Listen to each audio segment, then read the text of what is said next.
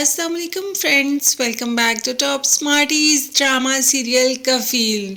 सबोक ने जामी को किसी और लड़की के साथ देख लिया। अब देखकर वो काफ़ी हैरान भी हो जाता है कि उसका बाप इस उम्र में भी ये सब करता है। अपने घर के अखराजात तो उठा नहीं सकता, घर की जिम्मेदारियां तो पूरी कर नहीं सकता और लड़कियों के साथ ऐसे ही खुलेआम फिर रहा है। सबोक उस वक़्त तो बिल्कुल चुप हो जाता है और साथ ही साथ ख्याल आ जाता है कि कल जब बहन को कोई क्लास फेलो छोड़ने के लिए आया था तो बाप ने कितना हंगामा मचाया था, इतना डांटा कि सारी बहनें सहम गईं।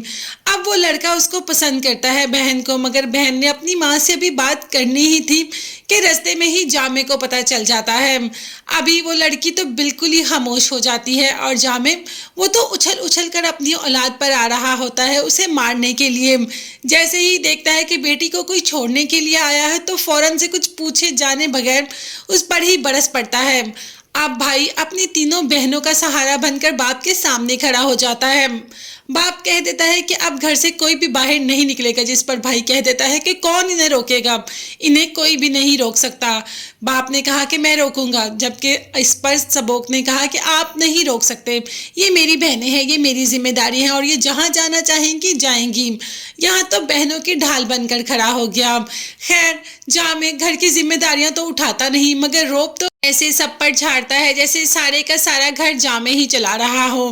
खैर उस वक्त तो सबोक अपनी बहनों को बचा लेता है और उनके सामने ढाल बनकर खड़ा हो जाता है। अपनी माँ से कहता है कि आप अब्बू के साथ क्यों रहती हैं, आप उनसे अलहदगी क्यों नहीं अख्तियार कर लेती। मैंने आज उन्हें किसी और लड़की के साथ देखा, जिस पर माँ ने कह दिया कि मुझे कोई फ़र्क नहीं पड़ता, मेरी तरफ से वो दूसरी लड़की के साथ हो, तीसरी के साथ या चौथी के साथ, मुझे उनसे कोई फ़र्क नहीं पड़ता। मैंने अपनी ज़िंदगी तुम लोगों के लिए वक्फ कर दी और बस तुम ही मेरी ज़िंदगी हो और तुम लोगों के साथ मैं बहुत ज़्यादा खुश हूँ, इसीलिए तुम अपनी बाप की बातों पर कान धरना बंद कर दो, ये देखना बंद कर दो कि वो किसके साथ है किसके नहीं। हम अपनी ज़िंदगी अपने तरीके से गुजारते हैं और उन्हें उनकी ज़िंदगी उनके तरीके से गुजारने देते हैं।